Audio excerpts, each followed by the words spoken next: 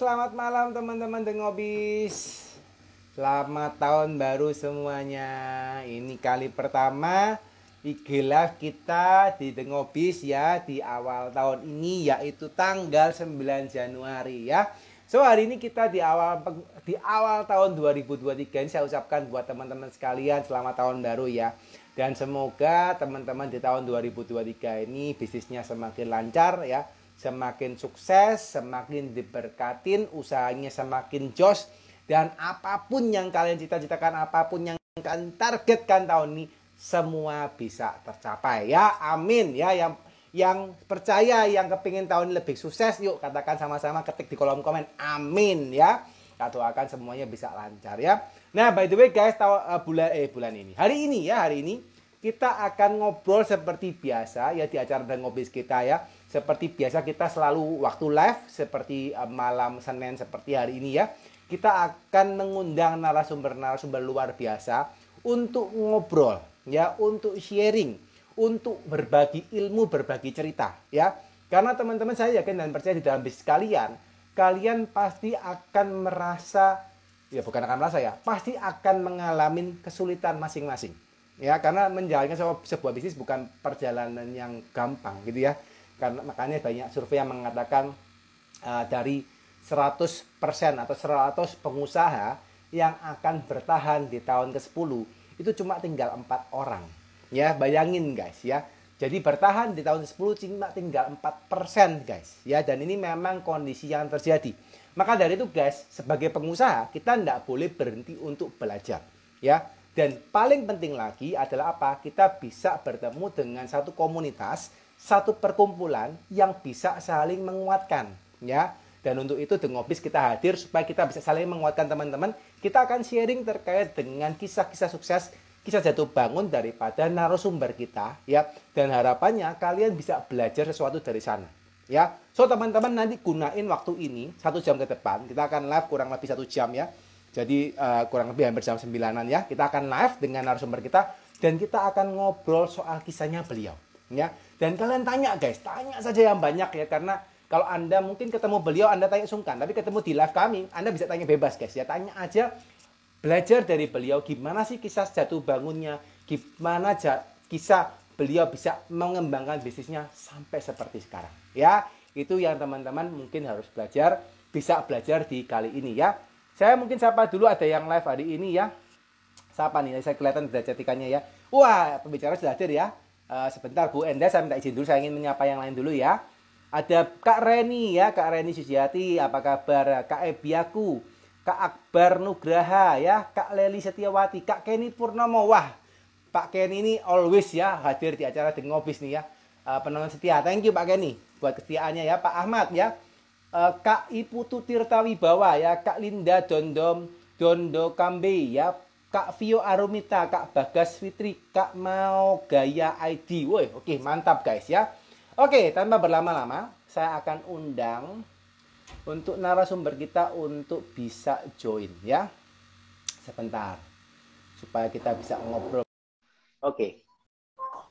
Semoga hari ini live-nya lancar teman-teman ya, dan teman-teman bisa nonton dari manapun dan bisa diputar ulang ya.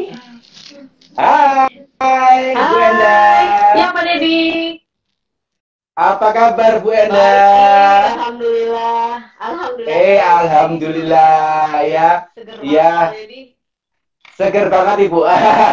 Harus selalu seger nih Bu ya, karena udah tahun baru. Harus tambah jos ya Bu Enda ya. Amin. Mantap. Semuanya jos ya Pak. Mantap. Amin. Sip.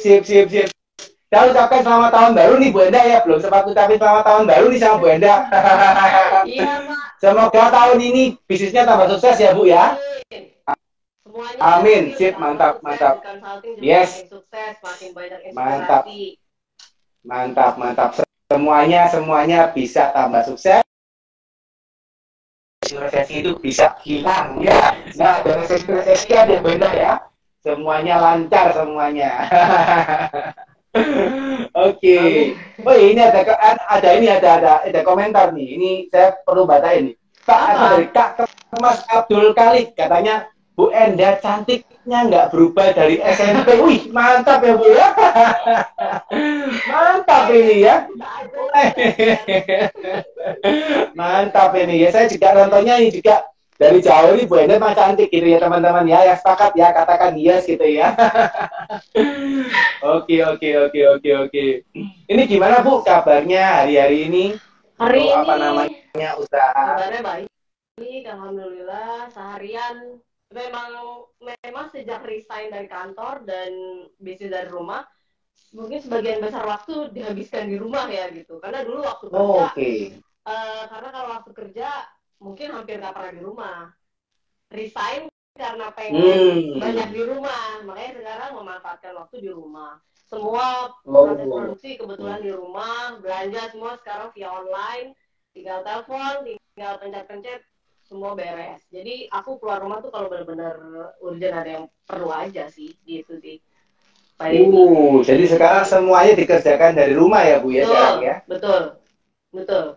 Oke, Semua oke, dari oke, oke, oke, mantap, mantap, mantap. Ini teman-teman pasti nggak sabar gitu, karena di acara The Ngobis ini biasanya kita tuh sering sering mengorek gitu ya Bu ya, sering mengoprek gitu ya Bu ya, Iya, sering boleh. mengoprek kisah daripada narasumber gitu ya. Jadi nanti sebelum kita tanya panjang lebar ini kita pengen Bu, kalau boleh Bu Enda, mungkin boleh nggak Bu diceritakan riwayat hidup ini kan nggak masalah dengar Ibu ada pernah bekerja di perusahaan terus sekarang di rumah. Gimana sih Bu kisahnya sampai seperti sekarang Bu Enda? Oke, jadi selamat malam dulu ya. Pak Deddy buat teman-teman tuh kalau ngucapin selamat malam semuanya. Assalamualaikum warahmatullahi wabarakatuh. Terima kasih Pak Deddy udah undang aku malam ini. Semoga Sama-sama Ibu. tadi aku dengar loh 10 tahun berbisnis ya. Nah ini aku baru mau 4 tahun Pak Deddy. Jadi mudah-mudahan lolos. Mantap. Mudah-mudahan lolos di angka 4% itu tadi. Amin. Harapannya Amin. ya, gitu Amin. ya, walaupun Amin Ibu. Pasti lolos. dari rumah lah ya gitu. Mudah-mudahan bisa nanti tahun 10 udah ada di mana-mana. Amin kayak gitu. Jadi Amin. Amin. terima kasih kesempatannya. Mudah-mudahan aku cuma sharing aja berdasarkan pengalaman yang aku sudah lewati sampai sekarang, dan juga kebetulan naik teman-teman pengusaha juga, jadi lumayan banyak dapat insight dari mereka lah gitu yang bisa mungkin aku sharing juga, yang bisnisnya mungkin udah puluhan tahun, belasan tahun gitu, istilahnya udah lewat lah dari 10 tahun dan bisa survive gitu sih. Jadi aku mulai aja ya. Jadi dulu aku kuliah di UGM, Universitas Gadjah Mada Yogyakarta, jurusan kimia. Lulus 2003, terus waktu itu sih cita-citanya pengen jadi profesor lah ya, di lab gitu. Tapi terus pas lamar-lamar kerja terimanya di bank duluan. Yang pokoknya kita tahu itu yang penting cepet dapat duit, gimana caranya supaya bisa balikin uang ke orang tua gitu kan. Jadi ya udah kerja di bank sampai kurang lebih 18 tahun lah gitu. Di 3 bank pindah-pindah. Akhirnya memutuskan resign. Nah, kenapa memutuskan resign? Karena memang kebetulan di 2 bank terakhir bekerja itu kebetulan ngurusin program wirausaha gitu. Jadi wirausaha muda, yang terakhir saya kerja wirausaha pensiunan. Nah, disitulah dapat banyak inspirasi, dapat banyak visi, dapat banyak dan Pak Deddy benar tadi yang disampaikan di awal, kita itu perlu banget bergabung dengan komunitas. Saya sebenarnya kan waktu dulu itu nggak bergabung dengan komunitas ya, tapi sering ngobrol dengan mereka, sering lihat keseharian mereka. Aduh, kok kayaknya saya nggak kepikir untuk resign sih waktu itu. Cuma memang karena ngeliatin, sering ikut, sering diskusi mereka, saya dengar gitu. Itu lama-lama yang membentuk pola pikir sih sebenarnya kayak gitu. Jadi nggak langsung dari awal bertemu mereka terus ujuk-ujuk saya pengen resign, enggak. Jadi butuh waktu sekitar, itu saya pegang program berusaha 2007 ya. Nah ini Mamabi itu 2019, jadi ya 12 tahun kemudian gitu kan istilahnya. Ya walaupun usaha pertama nggak langsung Mamabi sih, ada yang lain-lainnya juga sambil saya kerja gitu. Jadi memang di 2 tahun terakhir mau resign itu saya udah sambil nyiapin, aku kayaknya pengen deh usaha dari rumah aja, fokus ngurus anak, mumpung mereka masih golden age gitu ya. Dengan pergaulannya zaman sekarang makin ngeri gitu, jadi saya pikir kayaknya seorang ibu baiknya di rumah gitu kan ya. Tapi saya kan tahu saya tuh nggak bisa diam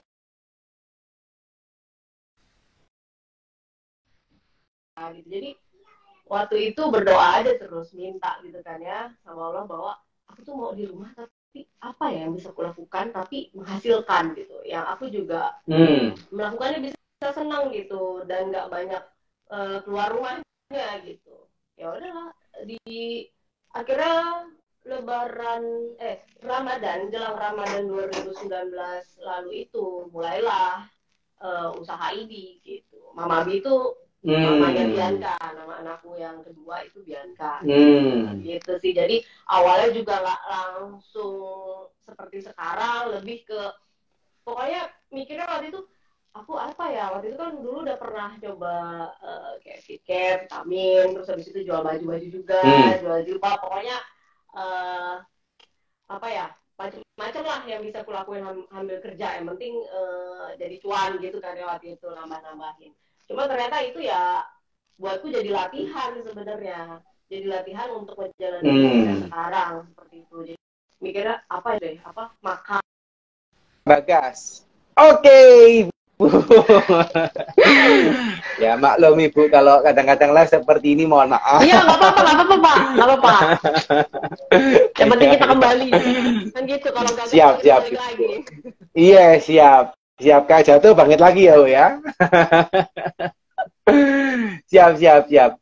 Oke, Bu, kita lanjut tadi, Bu. Tadi kan terakhir Ibu cerita soal terakhir itu kalau enggak salah akhirnya Ibu memutuskan untuk ini ya, setelah di bank 18 tahun, bisa habis itu Ibu mau coba untuk akhirnya 2 tahun terakhir mempersiapkan ini ya, usaha nyoba jatuh bangun, akhirnya terakhir buka usaha Mama Bi itu ya, mamanya Bianca katanya itu seperti itu. Terakhir ya. Ya, benar Ibu. Jadi, nah terus kalau saya boleh silakan Bu, silakan. Bapak aja boleh.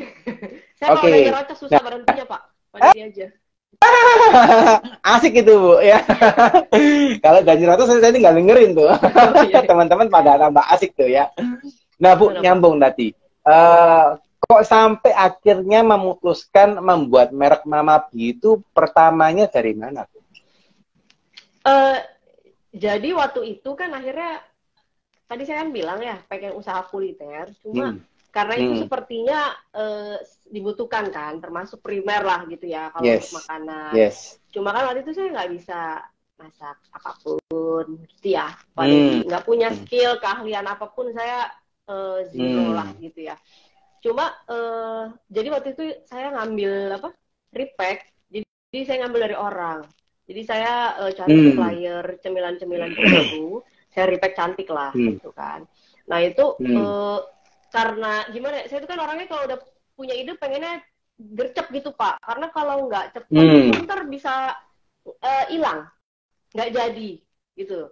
Jadi harus bergerak gitu. Jadi ketika aduh pengen ini harus langsung bergerak. Jadi kenapa namanya Mama Bi lebih karena aduh namanya apa gitu ya.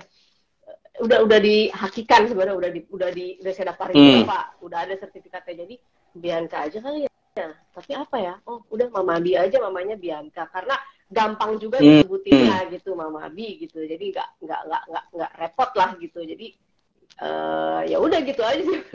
Jadi banyak hal yang kayaknya terjadi. Ya udahlah begitu, saya pikirnya semua tuh diperbaiki sambil jalan gitu, tapi tentu saja kalau nama kan nggak berubah ya, tapi kalau kayak menu apapun segala macam itu menyesuaikan dengan perkembangan lah seperti itu. Akhirnya kan makanya tidak ada tekan lagi, semua diproduksi sendiri karena memang ini Pak, jadi waktu itu kendalanya sebenarnya laku, tiap saya ambil itu banyak terjual, pada beli juga, cuma ketika ada orang mau pesan, itu orangnya suka nggak ada, gitu. Jadi nggak ada barangnya, dan saya pikir, lah gimana ya? Kok seorangnya kayak saya kan memposisikan diri saya sering sebagai customer gitu. Kalau saya pengen sekarang, pesan sekarang ya harusnya ada sekarang kan, gitu kan. Kalau saya sering kosong, pasti kan saya otomatis nyari langsung tempat lain gitu. Pesan lagi, kosong lagi, udah pasti nggak akan balik.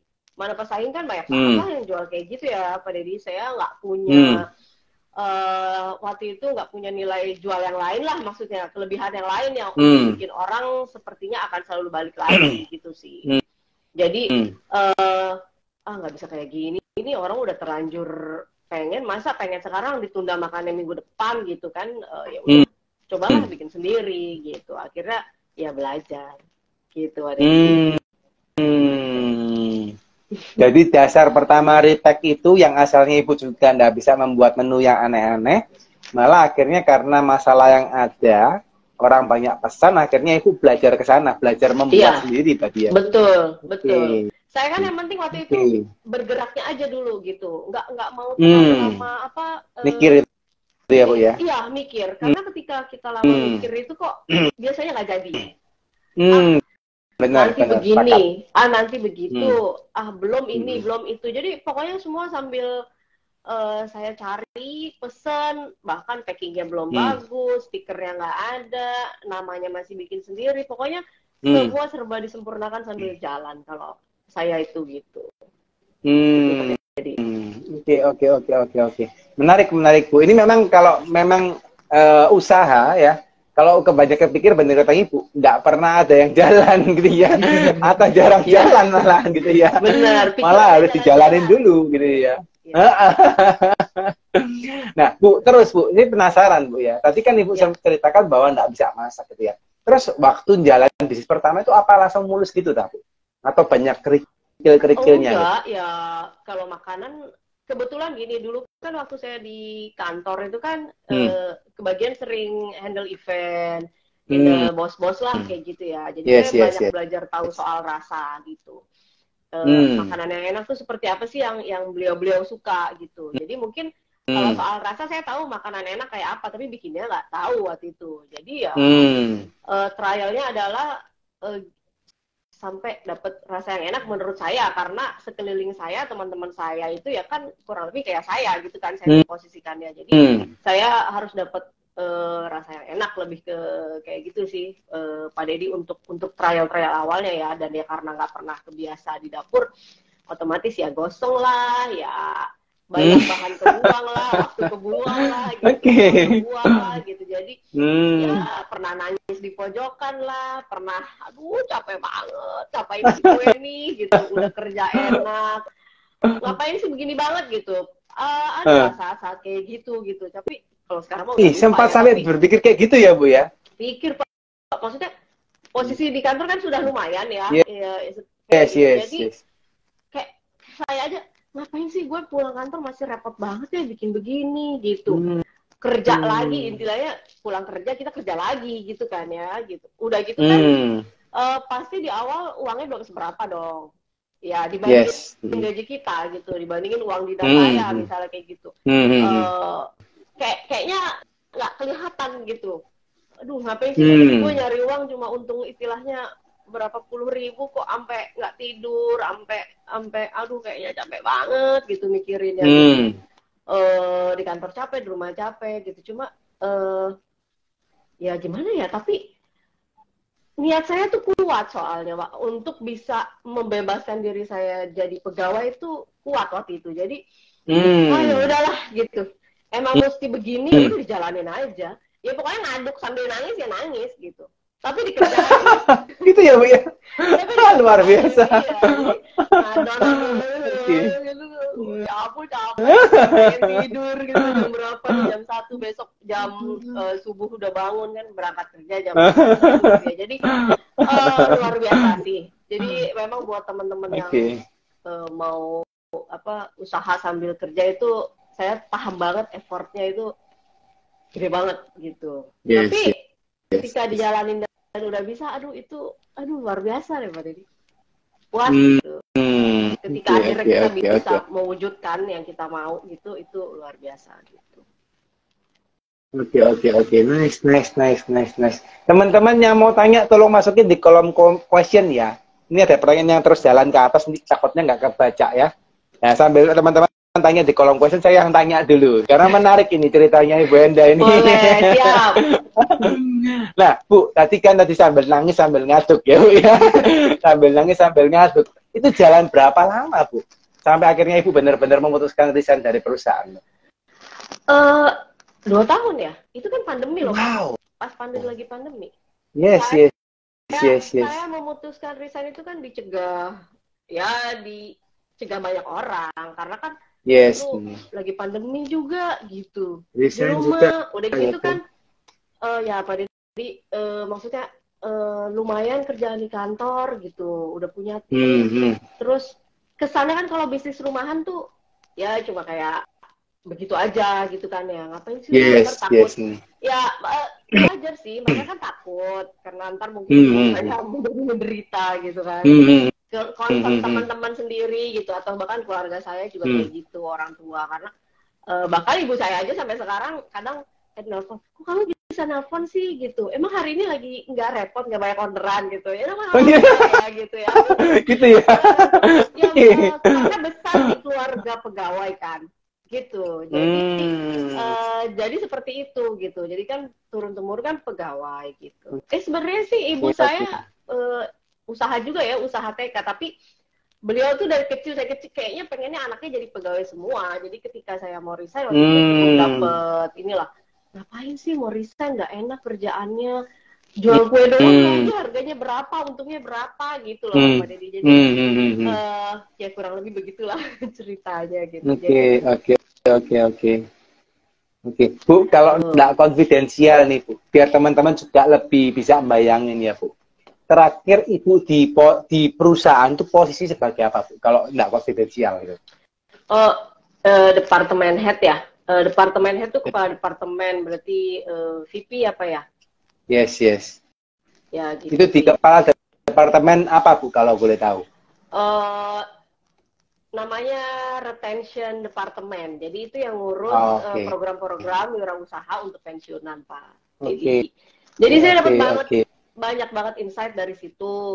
Di mana saya melihat Bapak Ibu pensiunan yang saya cintai itu kayak orang tua kita sendiri itu, intinya kalau kita tidak menyiapkan dengan baik gitu, ya di usia kita nanti tua bisa ya sakit-sakitan, bisa tetap bergantung dengan orang lain gitu. Jadi atau malah semua yang sudah kita kumpulkan juga tetap tidak ada gitu. Jadi memang ya intinya selagi kita masih sehat, masih dikasih umur, masih muda lah gitu, masih bisa produktif, ya kita semangat aja terus gitu sih Pak Deddy. Oke. Ini teman-teman bisa bayangin ya guys, kalau sudah sampai di posisi head gitu ya. Kenapa saya tanya? Supaya teman-teman bisa ngerasain skill-nya gitu ya. Ketika kita sampai di posisi head department itu bukan satu hal yang gampang untuk memutuskan resign gitu ya. Karena pasti semuanya sudah zona nyaman ya Bu, zona aman, zona nyaman gitu ya. Makanya di Ibu kenapa nangis? Terus akhirnya saya, oh iya kenapa nangis ya? Karena ini nih alasannya gitu ya. Pulang kerja udah capek guys, itu kalau kepala departemen kan sudah kerjanya banyak tuh gitu ya. Nggak mungkin pulang tenggo ya Bu ya. Pasti ada overtime-nya kan gitu. Terus di Jakarta pula kan kalau nggak salah ya. Jadi macet dan kawan-kawan sampai rumah ngutek lagi. Nangis gitu ya. Belum pasti cerita saya bawa kresek tuh isi kue diledekin. Itu ke kantor Bu, ke kantor atau gimana? Kantor, ya kantor di jalan kadang suka diliatin juga gitu. Jadi ya mau beginian gitu. Bajunya kan rapi, mau beginian gitu. Yes. Iya. Tapi saya belajar banyak dari komunitas yang wirausaha dulu saya ikutin itu ya. Sampai sekarang sih masih sering kumpul ya wirausaha muda itu. Jadi lakuin dalam kamu nanti usaha pasti ada satu hal yang bikin kamu paling malu. Kalau kamu bisa lewatin berarti kamu aman lah, intinya kayak gitu. Ya udah, jadi saya pikir apa sih yang paling malu, ya bawa kresek doang. Ya malu sih sebenarnya kan Pak, dengan jabatan gitu kok lu istilahnya kan kayak ya ampun gitu. Tapi tapi pokoknya saya ingat, pokoknya setiap saya merasa down, setiap saya merasa pusing, nangis apa segala macam, diledekin orang, itu ingat gue melakukan ini karena anak-anak, gue melakukan ini karena gue pengen resign, gue melakukan ini karena pengen di rumah, gitu. Itu Pak. Jadi why-nya emang harus ada why-nya sih. Why-nya kuat banget ya Bu ya, why-nya. Harus ada why, karena kalau nggak ada why, diledekin orang memble Pak. Iya ya, belum dengar kata orang nih, bahkan orang terdekat. Itu biasanya paling perih ya, pedih di sesi kasih garam. Benar. Itu yang bikin, karena orang lain kan nggak bisa bisa lihat yang saya lihat ya gitu. Yes. Gitu. Yes. Gitu Pak Deddy. Yes, mantap Bu. Mantap. Oke Bu, ini saya belum tanya tapi pertanyaan di kolom question sudah 13 orang nih Bu. Siap. Kasihan kalau Tapi saya pengen tanya dulu Bu. Ini saya penasaran nih, moderatornya soalnya tukang tanya gitu ya. Iya, saya tukang jawab, Pak. Nah, Bu, tadi kan Ibu ceritain ya bahwa Ibu resign berarti kan 2 tahun tuh. Berarti 2019 kan Ibu mulai Mamabi ya berarti ya, mulai Mamabi 2019. Berarti 2020-an Ibu mulai resign berarti ya, benar ya? Iya. Oke. Dan itu COVID kan, Bu? Betul. Oke. Gimana Bu kondisinya waktu itu? Kebetulan waktu itu sih ya kan orang banyak yang tutup ya Pak Deddy ya. Mungkin karena memang saya ngejalanin di rumah, saya kan nggak ada kos untuk menyewa segala macam ya. Jadi saya tidak banyak biaya operasional waktu itu untuk menyewa, membayar gaji pegawai yang harus di sana, pokoknya segala macam itu saya kan nggak ada karena memang di rumah. Dan pada saat itu kan memang orang banyak berkirim ya, tidak keluar rumah akhirnya kan jadi justru yaitu kalau saya mungkin hikmahnya di balik pandemi itu akhirnya kan saya bisa resign justru di lagi pandemi. Saya justru meningkat orderannya justru pada saat pandemi itu gitu. Karena banyak orang berkirim-kirim hampers untuk teman yang sakit. Karena orang mungkin juga nggak bisa keluar rumah dengan leluasa ke mall ya, banyak pilihan pesan-pesan via online gitu. Jadi alhamdulillah sih ya dicukupkan ya Pak Deddy, bagus-bagus aja gitu ya, walaupun saya ingat banget tuh pada saat mau resign itu saya lagi itu profitnya menurun lah, intinya omsetnya lagi turun lah. Kayaknya jadi itu kayak saya di challenge, lu jadi resign apa enggak nih gitu. Ada ujian gitu. Tapi ya udahlah gitu, nggak boleh mundur, nggak bisa mundur. Berarti kan mungkin saya berpikir apa saya lagi nggak fokus, apa karena lagi berarti harus ada yang diperbaiki nih gitu kan. Begitu berarti ada kurang dong ya kan, ya udah diperbaiki ya. Alhamdulillah sampai sekarang bagus aja Pak Deddy gitu sih. Nice. Jadi malah Ibu kondisinya pas resign, pas COVID, pas omsetnya lagi turun tapi tetap bisa jalan ya Bu ya. Iya, tetap bisa jalan ya, karena saya ya kan kita yang jalanin ya, saya percaya bahwa ini bisa jalan gitu. Berarti ada yang salah di sayanya gitu. Ada yang salah di sayanya dan saya harus perbaiki gitu sih Pak Deddy. Oke. Bu penasaran gitu ya. Penasaran. Boleh. Terus nih moderatornya. Apa sih Bu kalau menurut Ibu sebagai pencipta Mamabi gitu ya Bu ya. Apa sih Bu yang membedakan Ibu sebuah merek Mamabi dengan penyedia makanan di luar sana Bu? Oke, jadi waktu itu dulu itu yang saya bikin pertama kali itu kan sebenarnya brownies ya, karena memang rasanya paling gampang untuk membuatnya, karena kan brownies itu kan kue gagal ya, kue coklat yang gagal sebenarnya kan ditemukan.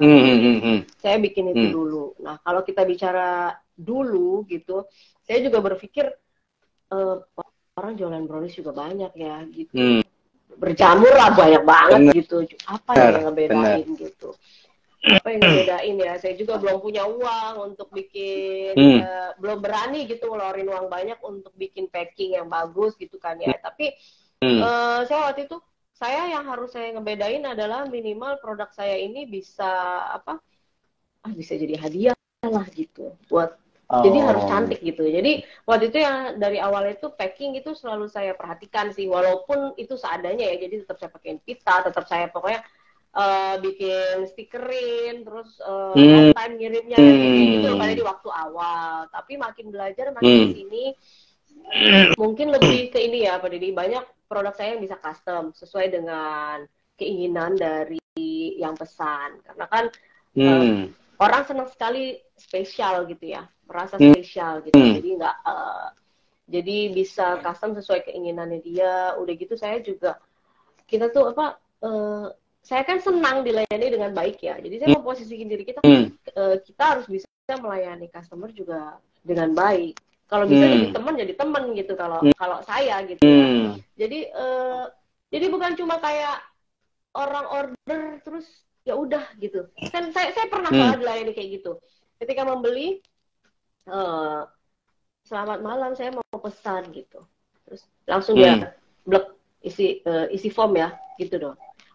Saya mau nanya dulu bisa di katalog gitu. Jadi kok begini sih gitu. Nah saya menghindari tuh yang kayak gitu. Jadi saya nggak tahu kenapa sih itu pengen lebih deket, pengen lebih tahu, pengen lebih kenal siapa sih orang ini yang membeli produk saya gitu. Jadi minimal ada menyapanya, kabarnya bagaimana, dia sehat, dia sakit, terus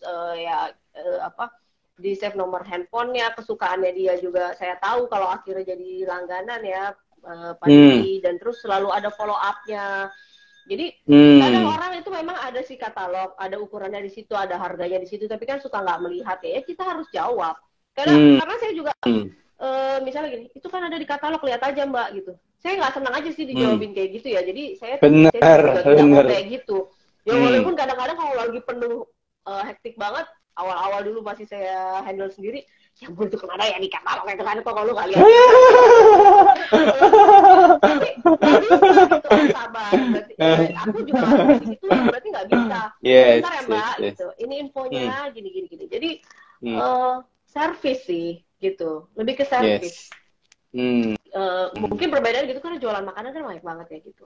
Gimana caranya dia nyaman sama kita, percaya sama kita bahwa kalau kita bisa deliver produk yang enak, yang kemasannya bagus, sampai rumah dia dengan on time, sesuai jam yang dia mau gitu. Bahkan bisa lebih cepat gitu, atau seperti itu sih Pak Deddy ya, mungkin yang berbeda gitu.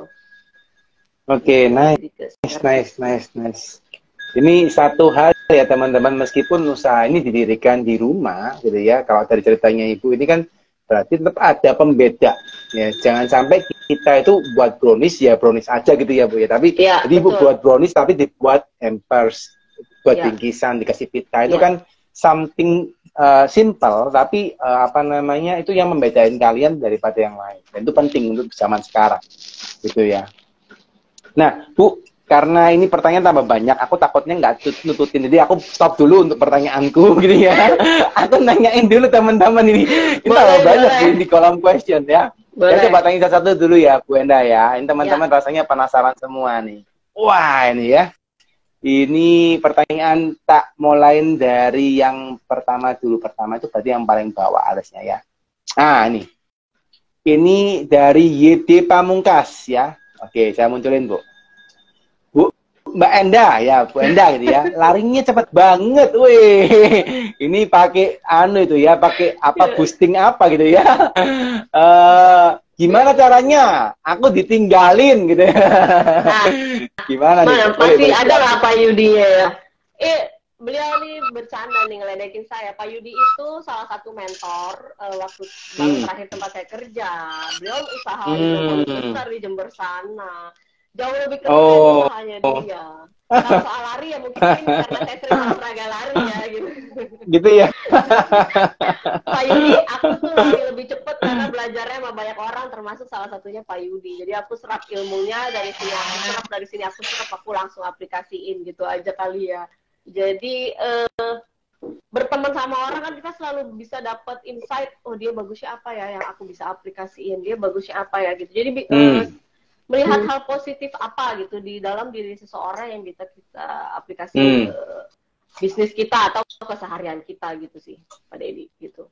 Oke, mantap. Ini Pak Yudinya jawab nih Bu. Kasih tanda apa itu ya di kolom komen ya. Ini Bu ya humble ya Pak Yudinya, ini humble ini Pak Yudinya. Mantap. Ini pembicaranya humble, Pak Yudinya sudah humble, dua-dua humble ini. Oke, siap. Saya jawab berikutnya dari Pak Bagas Arif FRT. Nah ini, bagaimana cara ibu memberanikan diri memutuskan untuk resign? Apakah karena untungnya sudah sebesar gaji ibu? Wah, ini agak konfidensial ya Bu ya. Tapi nggak tahu. Kalau ibu memang boleh jawab silakan. Tapi kalau konfidensial mungkin boleh dikip, nggak apa-apa. Iya. Jadi sebenarnya kalau cara memberanikan diri itu memang maju mundur waktu itu. Kenapa? Karena waktu hampir 18 tahun jadi pegawai itu kan nggak singkat ya, gitu. Yes. Cukup lama gitu. Tapi entah kenapa saya tuh selalu ada dalam pikiran aku kok udah nggak suka ya dengan yang aku lakuin sekarang gitu. Maksudnya aku pengen usaha aja gitu. Aku pengen kayak teman-temanku yang pengusaha, jadi pindah zona gitu. Jadi jadi waktu itu sempat maju mundur, jadi enggak. Nah, tapi ketika begitu mengambil keputusan jadi langsung serius ngerjainnya. Nah, apakah karena, jadi ketika ditanya Mas Bagas, ketika ditanya untungnya sudah sebesar gaji ibu, ketika saya memutuskan untuk resign, untungnya belum sebesar gaji. Ketika saya memutuskan untuk resign. Jadi gini, menurut saya ketika saya memutuskan wirausaha, waktu Mama Bi itu, saya belum tergambar kapan saya resign gitu. Tapi saya cuma mikir, saya nggak mau lama-lama lah gitu. Karena Pak ngerjain itu tadi, saya mau sampai kapan ngerjain double, karena itu capek banget gitu, gak lama lah gitu, 2 tahun 3 tahun lah maksudnya. Nah, itu keputusan pertama ya, memutuskan untuk berusaha. Nah, keputusan kedua adalah ketika memutuskan, oh ini ternyata jalan kok gitu, aku bisa survive dengan ini, ngerjainnya juga aku suka, aku happy gitu, dan mulai banyak pelanggan, udahlah aku jadi lebih fokus aja sih gitu. Ketika aku memutuskan untuk resign, itu jadi lebih fokus, walaupun untungnya belum sebesar gaji gitu ya. Nah, tapi ketika kita lebih fokus pas resign ya udah gitu, udah malah sekarang ya udah lebih besar tentunya dari gajinya. Gitu. Jadi gini, kalau aku mikirnya ketika kita nunggu sebesar gaji dulu baru resign, itu kemungkinan nggak terjadi gitu maksudnya. Jadi di otakku kita fokus untuk ngebesarin dulu, itu duitnya ntar datang gitu. Gitu. Jadi kalau kita otaknya, ya sebenarnya kan hitung-hitungan bisnis pasti ada ya gitu ya Pak Deddy. Tapi ketika misalnya, tadi kan saya udah cerita juga bahwa ketika mau resign justru pendapatan Mama Bi lagi turun gitu. Entah kenapa gitu, apa mungkin waktu itu saya lagi capek, atau saya juga udah lupa Pak Deddy, atau karena saya lagi gampang-gampangnya lagi, atau lagi gimana ya, pokoknya itu justru makin turun. Kayaknya ada ini aja nih, ada challenge-nya. Mungkin Allah kasih, lo beneran gak sih lo mau resign gitu, kasih tes lo dulu nih, yang ini dikit kalau kita bicara soal spiritualnya lah ya gitu. Ya terus saya bilang, ya ketika udah ngambil keputusan, ya jalan terus gitu. Jadi mungkin itu bisa menjawab ya Mas Bagas ya. Oke, ibaratnya kalau teman-teman boleh tahu ada quote itu namanya bakar kapal guys ya. Oh iya benar. Bakar kapal. Nah, jadi kalau teman-teman berdiri di 2 kapal itu nggak gampang kan yang imbangin. Tapi kalau bakar kapal satu sudah, Anda pasti akan fokus mati-matian untuk ngerjainnya 1 kapal itu aja. Itu yang dilakukan sama Ibu ya Bu ya, kurang lebih ya. Betul. Nah, oke, itu kurang lebih ya Mas Bagas ya, semoga menjawab. Oke, kita lanjut ya Bu ke pertanyaan berikutnya ya. Ini banyak nih. Ini dapur Mama Citra ya. Tips bagi waktu kalau usaha dengan anak yang masih kecil tanpa asisten. Woi, gimana Ibu ini? Iya inilah namanya mama ya, pasti nggak gampang ya. Jadi dulu kan Mbak Citra ya, Mama Citra ya, mau di rumah atau sambil kerja ya? Maksudnya kan saya juga nggak tahu nih ya. Kalau waktu dulu kan saya juga kan sambil kerja juga, sambil urus anak juga ya. Karena saya kerja pasti saya punya asisten di rumah gitu. Tapi jadi kalau untuk, jadi gini, kalau buat saya bukan soal waktu, tapi penting nggak penting. Soal penting nggak penting. Kalau penting pasti disempetin waktunya, gitu. Jadi gini, dulu itu saya ingat bahwa saya kan harus profesional di tempat kerja ya. Jadi melakukan bisnis itu sambil pagi-pagi waktu berangkat ke kantor, ngecek ada orderan apa, udah semua bahan baku yang ngerjain siapa, bla bla bla, kerja, udah pokoknya itu sampai tank kerja, jam istirahat, yang tadinya biasanya saya hahihi sama teman-teman makan apa segala macam lah gitu, saya jadi pindahin ngurusin bisnis gitu. Jadi ya memang ada hal-hal yang harus dikorbankan ya, kayak saya jadi tidak makan siang bareng lagi misalnya gitu, nggak keluar-keluar banyak lagi misalnya. Sama ya pulang jam kantor, selama di jalan pulang itu ya saya optimalin untuk ngerjain usaha gitu ya, termasuk Sabtu Minggu.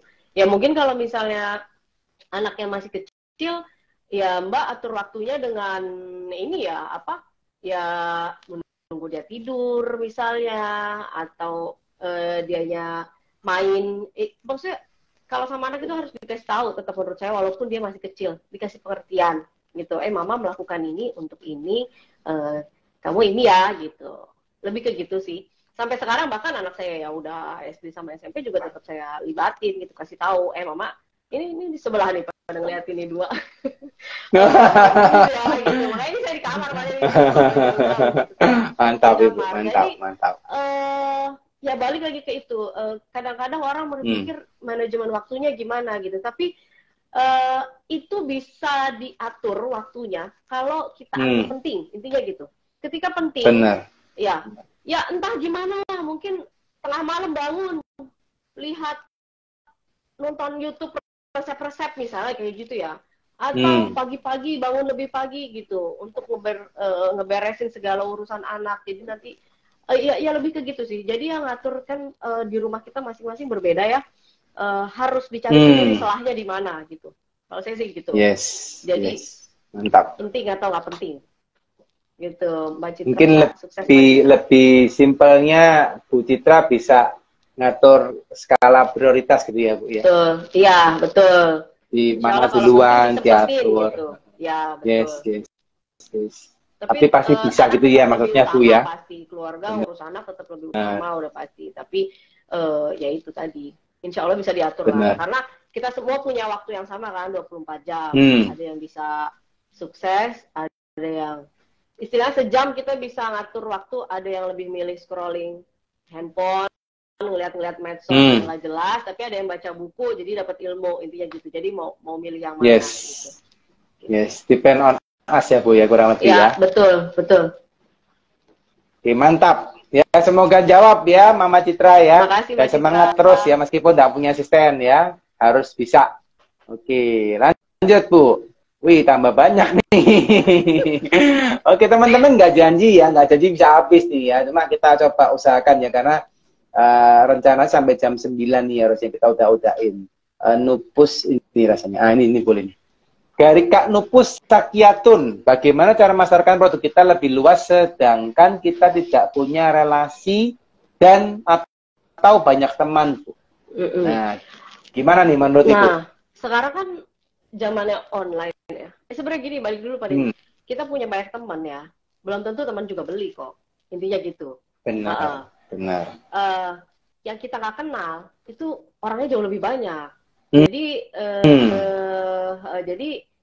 itu yang pertama. Nah yang kedua, Mbak Zakiatun kan sudah paham kalau kita nggak punya banyak teman ya. Aku nggak punya banyak teman nih. Nah sedangkan kan aku harus menjual. Berarti kan skill ilmu untuk bertemannya mungkin bisa ditambahin gitu. Jadi lebih asik kalau diajak ngobrol gitu, karena kadang-kadang orang itu membeli bukan karena produknya juga kok, tapi karena siapa yang menjualnya, siapa penjualnya gitu. Ya, produk enak tapi kalau belinya aja dijudesin orang males lah gitu. Iya, males. Kok jutek banget nih, mau beli aja kok jawabnya nggak enak banget, nggak bakal beli sih itu rasanya biasanya ya, walaupun produknya enak gitu. Nah kalau balik lagi ke pertanyaan bagaimana cara memasarkan produk kita lebih luas, kalau belajar dari aku sepenuhnya sih kebanyakan memang online ya, via Instagram sama WhatsApp sama Facebook, ada di Tokopedia juga sama Shopee gitu. Jadi ya itu kan bukan bukan temen ya, apalagi Tokopedia sama Shopee gitu. Jadi Hmm. nggak kenal juga gitu. Jadi memang bisa platform itu sangat membantu sih untuk memasarkan produk lebih luas. Jadi Mbak bisa coba untuk menggunakan semua itu yang sudah ada dan gratis juga kan gitu. Kita tinggal bikin akunnya aja gitu. Jadi ya kalau mau jualannya di mana sebenarnya tergantung dari targetnya kan, target pasarnya siapa nih. Kalau misalnya mungkin orang-orang yang berkumpul di IG ya di IG, jualannya produknya anak-anak ABG, kok ABG ya banyak nggak juga sih, teman saya juga banyak pakai TikTok misalnya, ya jualannya di TikTok gitu. Itu juga kayaknya banyak banget sekarang orang keranjang kuning itu kan di TikTok ya gitu. Jadi tergantung dengan Mbak berjualan ke siapa gitu. Jadi mungkin memasarkan produknya bisa dipilih dulu gitu di yang mana, di media sosial yang mana, sambil kita upgrade ilmu untuk gimana sih caranya bisa jadi berteman. Enak loh Mbak, aku nih maksudnya justru dengan usaha ini jadi nambah temen banyak gitu, karena aku pelangganku aku jadiin temen gitu. Lebih ke gitu sih. Semoga menjawab. Oke, semoga menjawab ya Kak Nupus Sakiatun ya. Intinya coba segala cara gitu ya Bu ya. Apapun yang bisa dipakai ya. Nanti pakai Shopee, pakai apa namanya Tokopedia, mau pakai GoFood, mau pakai GrabFood ya.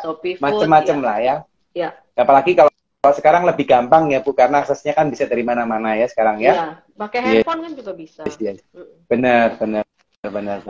Oke ya Kak Nupus ya. Lanjut lagi ya Bu Enda ya. Siap. Mungkin ini masih banyak Bu Enda. Saya takutnya nanti Ibu ditungguin sama anak. Kita batasin sampai 9:15 gitu mungkin Bu, kurang lebih.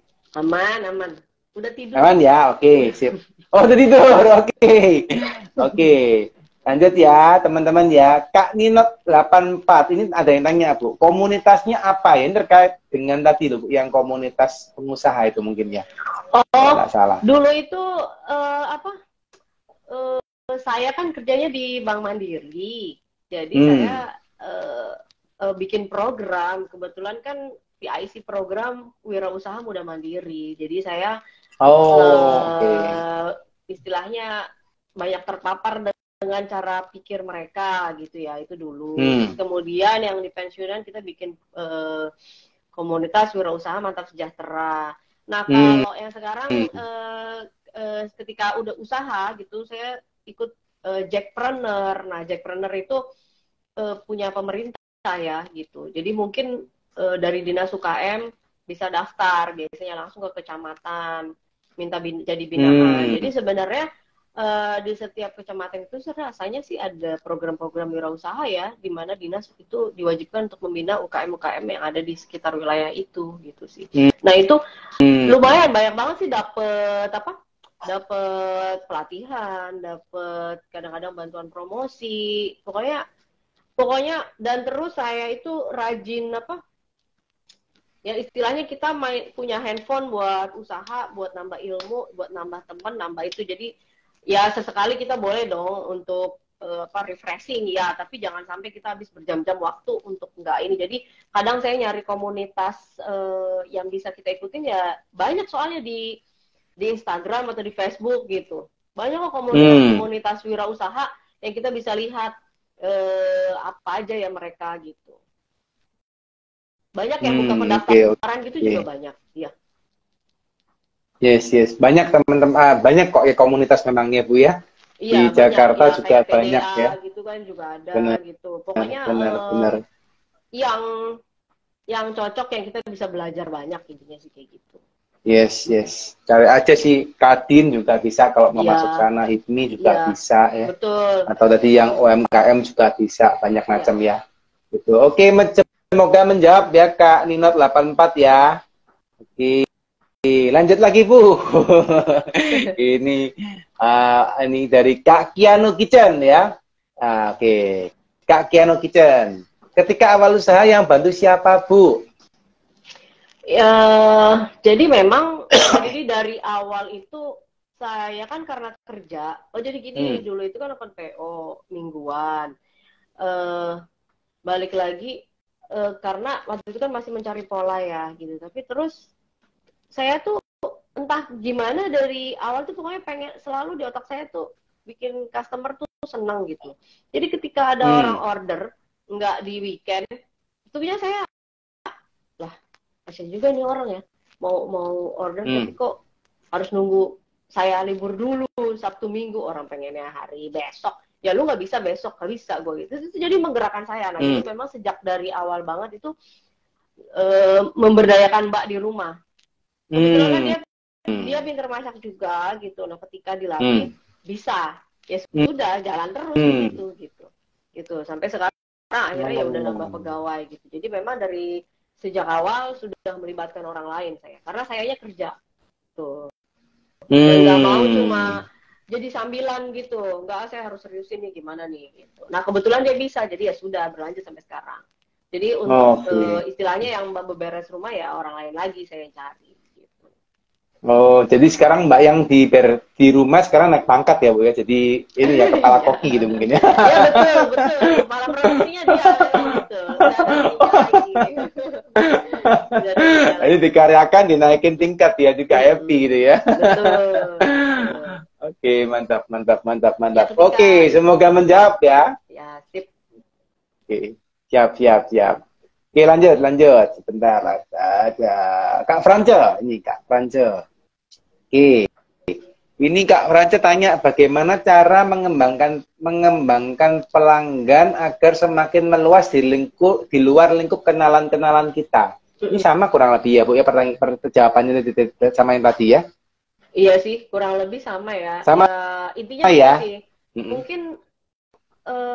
Mungkin ada satu tips kali ya.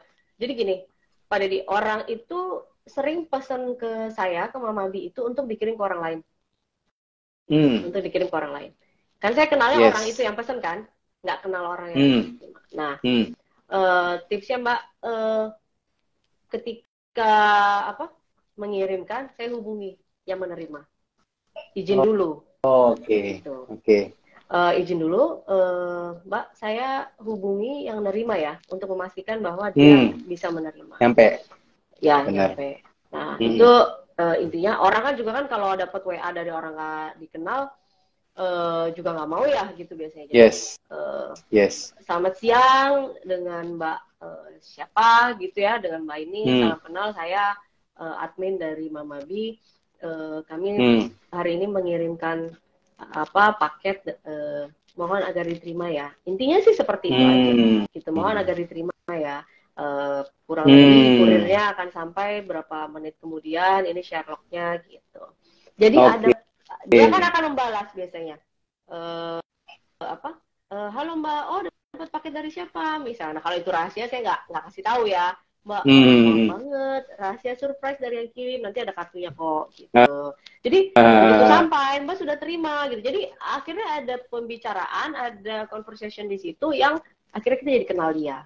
Jadi, dia juga akhirnya kan udah ngerasain Mama Bi, begitu dia nanti mau pesen, udah nggak bingung lagi, udah dapet kontak kita, gitu. Benar. Itu mungkin salah satu tips yang aku lakukan ya di Mama Bi. Jadi, akhirnya nambah juga pelanggan terus dari situ. Gitu, karena jadi justru dari pelanggan lama yang ngirimin gitu kan. Yes. Oke.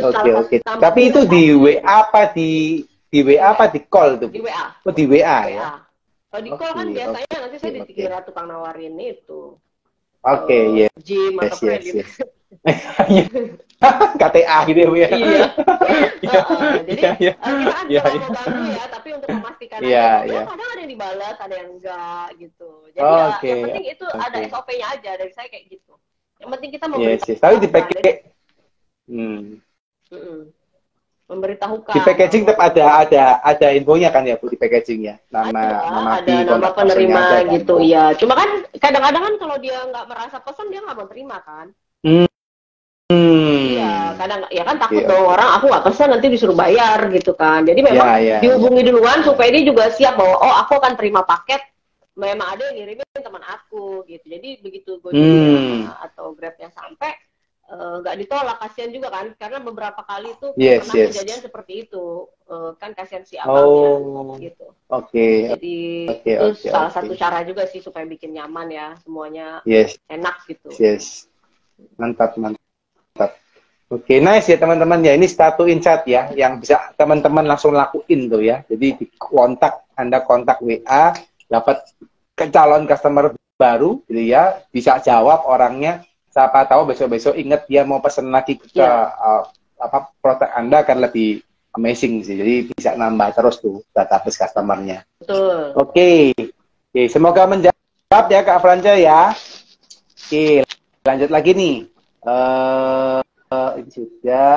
Ini sudah dia komunitasnya ya, Techpreneur, Kak Franca ya, sama apa macam-macam tadi ya terkait dengan komunitasnya. Saya skip dulu. Sebentar, ini ada pertanyaan. Ini ada pertanyaan nyambung ya Bu ya. Saya coba bacain ya Bu ya. Oke. Yang pertama dari ini semua Wulan MRY Bu. Wulan MRY ya. Saya pernah lihat postingan Mbak pernah ikut kursus. Nah, ini boleh nih. Kalau boleh tahu biayanya berapa? Kursus apa ya Mbak Wulan ya? Karena saya ikut macam-macam sih. Mungkin maksudnya kursus bikin kue kali ya. Kalau kursus bikin kue itu ya mulai dari 100.000 sampai jutaan juga ada. Gitu. Jadi tergantung dengan materinya biasanya sama level ininya deh. Biasanya sih chefnya ya gitu ya, mentornya gitu. Tapi ya pokoknya mulai dari 100.000 ada sampai yang jutaan juga ada. Tapi Mbak, berapapun angkanya, saya itu pulang gimana caranya duit saya balik gitu. Duit semua, 20 juta yang saya keluarin untuk kursus itu gimana caranya cepat balik. Gitu. Harus balik. Iya, harus cepat balik. Jangan sampai nggak balik. Iya. Gitu sih. Gitu. Ya, kalau nggak balik sayang ya Bu ya. Iyalah, sayang lah. Ngapain saya kan bawa waktu, bawa duit gitu, bawa tenaga juga. Jadi gimana caranya cepat balik. Jadi ya udah langsung praktek di rumah, dirasain bikin sendiri udah enak, atau biasanya sih saya adjust ya beberapa gitu ya, supaya lebih enak menurut saya gitu ya. Jadi ya udah baru difoto langsung jualan gitu, nggak lama langsung jualan. Jadi biasanya kayak gitu. Gitu. Untuk kalau kursus-kursus yang lain seperti kayak saya kadang ikut kursus pengembangan diri juga, misalnya kayak ya desain atau apa, video atau apa, atau keuangan gitu ya, itu juga macam-macam. Jadi tergantung gitu. Nah itu disesuaikan dengan kondisi Mbak Wulan aja, yang paling Mbak Wulan butuhin apa gitu. Yang paling berdampak pada bisnis aja sih menurut saya harusnya ya, yang diikutin kursus dulu. Dipele-pele ya Bu. Ya, sesuai dengan kebutuhan saya waktu itu ya. Betul. Karena kan itu uang keluar ya, kita harus mikirin yang apa gitu. Dan untuk terutama mau ikut kursus apapun, mau dapat ilmunya kalau nggak dipraktekin ya udah, cuma teori doang. Yes, benar. Kalau belajar tapi nggak dipraktekin percuma juga. Betul. Sayang juga ya Bu ya, udah buang waktu, buang tenaga, buang uang juga. Oke ya, semoga kejawab ya Kak Wulan ya. Oke, lanjut ya Bu, masih Kak Wulan juga. Ini dia ada 2 pertanyaan yang menggabung. Ini di bawah nih. Mbak, aku nggak ada basic dalam perkuliahan dan berbagai makanan, tapi sedang belajar untuk usaha ini. Ini saya nyambung sama yang tadi ya. Terus, ini Bu. Aku juga nggak ada basic. Apa yang harus saya lakukan sedangkan saya modalnya masih sedikit? Aku dulu modalnya waktu beli repack-an itu cuma paling berapa ratus ribu ya, Pak Deddy, nggak sampai sejuta. Cuma beli, aku ingat beli kue, beli kacang mede, macam-macam rasa. Udah itu aja, paling 200-300 ribu. Nah itu pokoknya ada profit diputer, gitu aja terus. Jadi kan kita serba salah ya, begitu nanti modalnya besar, orang pusing. Aduh kok modalnya besar banget, aku nggak punya. Begitu modal kecil nggak jadi melangkah gitu. Jadi ya benar. Jadi ya melangkah aja, nggak apa-apa sedikit. Emang biasanya segitu ya nggak apa-apa gitu. Dari modal yang ada, Mbak puter lagi, beli dari yang sedikit itu, atau bisa pakai sistem open PO Mbak. kan tetap harus keluar modal ya. Misal open PO kita bisa minta DP dulu, nah itu uang itu bisa kita jadiin modal untuk membeli, sebenarnya kan kayak gitu. Oke, jadi nggak masalah ya. Ya, dan waktu mulai Mamabi itu juga aku cuma 1 juta kok Mbak, beli oven yang cuma 600.000, loyang, buku resep, bahan itu pokoknya 1 juta. Oke. Jadi modalnya nggak gede-gede, jangan besar-besar dulu ya Bu, ya malah di awal ya. Iya, yang modal terbesar itu niatnya. Niatnya sama waktunya ya Bu ya. Untuk sambil nangis ya Bu ya. Oke, gitu ya Kak Wulan ya. Mulain aja dulu, yang penting bisa dan semangat gitu ya. Jadi nggak usah bingung, modalnya kecil masih bisa juga. Bahkan sekarang kalau modal itu bisa dapat permodalan dari pihak lain gitu ya. Kalau memang bisa cari. Ya, tapi kalau enggak ya bisa ya nabung-nabung dari gaji gitu ya Bu ya. Ya, bisa cukup ya. Betul. Gitu. Betul. Oke, siap. Lanjut ya Bu ya. Masih bisa Bu dilanjutin ini kurang lebih? Bisa ya. Siap. Oke, wih mantap nih ya teman-teman ya. Ini pembicaranya top tier ini teman-teman ya. Dijawab semua. Oke, lanjut Bu Pak Setiawan, Kak Setiawan ya. Bun boleh kasih tips untuk Oh Setiawati, sorry Kak Setiawati ya. Bun boleh kasih tipsnya untuk harga jual atau menghitung HPP. Oke. Enggak Bu, enggak silakan. Mbak Setiawati mau yang ribet apa yang mau yang gampang? Kalau mau yang gampang, tapi kalau saya suka yang ribet sih. Kalau mau yang gampang. Monggo Bu. Misalnya semua harga bahan bakunya itu dihitung. Harga bahan baku dihitung ya Mbak. Sampai air-air segala juga jangan nggak dihitung. Jadi total berapa, biasanya itu dikali minimal 2 kali atau dikali 3 kali amannya. Benar. Itu jadi harga jual. So kalau Mbak baiknya sih ketika serius usaha itu benar-benar dihitung. Jadi Mbak pakai bahannya apa aja, misalnya tepung terigu, coklat, gula dan segala macamnya itu total berapa, plus packingnya apa aja berapa. Jangan ada satu pun yang terlewat kayak misalnya cuma alas plastik, yaitu plastik resepnya, stikernya, pitanya. Apapun yang ada melekat di produk itu kita jual itu harus dihitung gitu. Nah itu total berapa? LPG-nya termasuk ya Bu ya? Iya betul. Nah itu LPG, gasnya, air buat nyucinya, listriknya, kayak gitu. Nah biasanya kan alat-alat yang kita pakai juga kan ada masanya juga tuh. Jadi nanti kan suatu saat pasti usang akan rusak gitu ya misalnya. Nah itu ada biaya penyusutan juga bisa dimasukin. Berapa persen, misalnya 10 atau 15% dari total biaya bahan baku tadi. Terus kalau kita juga boleh menghitung biaya tenaga kerja gitu misalnya ya. Kalau ada yang membantu, ya dimasukin aja walaupun belum ada yang ngebantuin, misalnya masih kerja sendiri, nggak apa-apa dimasukin karena itu jadi standar kita. Nanti ketika ada yang bantuin ya itu mungkin ya itu buat dia, intinya kayak gitu. Benar. Itu total berapa? Ya udah Mbak mau jadi total berapa ditambahin, Mbak mau profit berapa, akhirnya jadi harga jual gitu.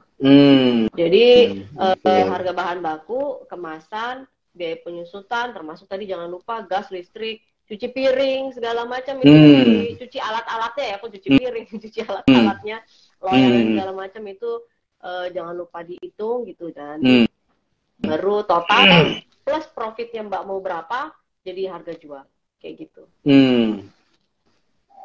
Oke, ini cara yang pertama ya Bu ya. Cara kedua Bu? Cara kedua yaitu tadi Pak, dihitung harga bahan baku langsung dikali 2 atau 3. Oh oke. Kalau gitu. yang cara yang kedua itu dihitung bahan baku langsung kali 2 kali 3. Tapi kalau yang cara lebih ribet tadi dihitung sampai detail ya. Tapi kalau benar-benar pengen usaha harusnya dihitung benar-benar detail karena kita jadi tahu angka profit kita itu berapa gitu. Cuma kalau mau cara cepat ya itu tadi sih bisa aja gitu. Biasanya sih udah ada profit di situ tapi kita jadi nggak tahu persis banget sih. Jadi cuma kira-kira. Ya rada nggak jelas ya Bu ya gambarannya Iya gitu. Oke, semoga menjawab ya Kak Setiawati ya. Jelas banget nih penjelasan dari Bu Enda ya. Oke. Lanjut ya Bu. Siap. Bahwa ini kelihatannya penting nih. Kak Anissa, saya introvert Mbak, sulit bergaul tapi ingin jadi wirausaha. Apa bisa ya? Udah nggak nyaman di lingkup kerja. Monggo Bu, gimana Bu Kak gini Bu? Mbak Anissa, saya kenal banyak banget pengusaha introvert ya, tapi sukses usahanya gitu. Jadi kasihan dong kalau orang introvert terus nggak boleh sukses gitu. Maksudnya nggak boleh berusaha. Jadi gini, ya sebenarnya gini, kita itu semua punya kekurangan, punya kelebihan pasti kan ya, gitu ya. Ketika kita tahu bahwa kita sulit bergaul, sedangkan ketika mau jadi wirausaha dibutuhkan skill untuk lebih bisa bergaul, nah kita akan mendorong diri kita untuk mau belajar gitu. Walaupun diri kita introvert ya, aslinya kan introvert. Saya juga sih, enggak ya Pak Deddy, nggak ada introvertnya. Maksudnya jadi gitu, jadi gini, untuk kita menjadi, apalagi pekerja terus jadi wirausaha itu adalah hal yang sangat berbeda. Tapi ketika kita tahu kekurangan kita di mana, sedangkan untuk di tempat yang itu bisa diperbaiki gitu maksudnya. Apalagi nggak apa-apa Mbak Anissa, misalnya ya, Mbak bisa temenan, Mbak mungkin punya teman yang temannya banyak orang gitu. Bisa bantu dia untuk ngejualin, itu juga bisa. Aku nggak tahu deh Mbak punya teman yang ekstrovert nggak, atau punya teman yang bergaulnya banyak. Jadi aku juga ada teman yang dia bahkan nggak bisa ngomong, tapi semua idenya di dia. Nah dia partneran sama temennya, yang temennya banyak banget. Nah itu juga bisa gitu. Jadi kita tinggal mencari. Nah gini, begitu kita ada niat itu kuat, itu akan bertemu dengan orang-orang yang tepat. Biasanya kayak gitu. Benar. Bertemu dengan orang-orang yang tepat yang akan menguatkan, saling menguatkan lah intinya.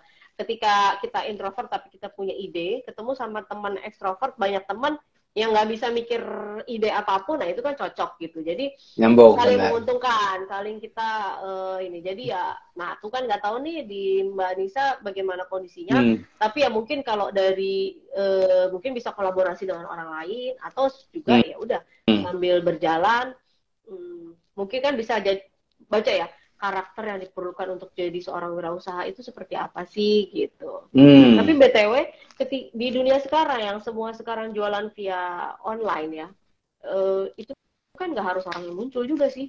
Ya nggak sih Pak Deddy? Kan nggak harus orang yang muncul gitu. Bener, yang penting bisa pakai kayak orang lain yang muncul, gitu, timnya yang muncul gitu. Jadi nggak harus kitanya gitu. Benar. Gitu. Tapi mungkin satu tambahan buat Bu Anissa ya. Kalau Anu tuh kalau bisa jangan melabel diri itu yang kalau pengusaha ya.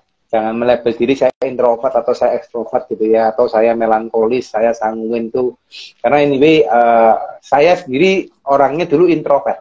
Tapi karena dibutuhkan untuk menjadi ekstrovert, harus jadi ekstrovert. Gitu, dan belajar. Betul. Gitu. Dulu misalnya orang melankolis karena butuh sanguin harus disanguin. Dulu kolik jadi kolerik. Kan gitu. Jadi tidak bisa kita melabel karena kalau belajar dari ini ya, kepribadian manusia, semua kepribadian itu bisa dipakai di saat yang dibutuhkan. Ya. Gitu. Ya, memang bawaannya introvert nih memangnya, tapi bisa atau belajar. Gitu sih. Flekmatis ya, Pak? Flekmatis. Saya, Bu. Saya dulu flekmatis melankolis, Bu. Sekarang munculnya dominan sama influence. Jadi kolerik sanguin. Karena kebanyakan ngomong sama ngatur orang. Melankolisnya mulai hilang. Tapi tetap ada sih. Waktu lihat filmnya Avenger itu yang Iron Man-nya mati, saya di bioskop nangis saya, Bu. Melankoli banget. Siap. Melankolisnya muncul. Ya. Oke, lanjut ya, Bu ya. Lanjut ya. Oke. Kak Ardian Tirta ya, Kak Ardian Tirta.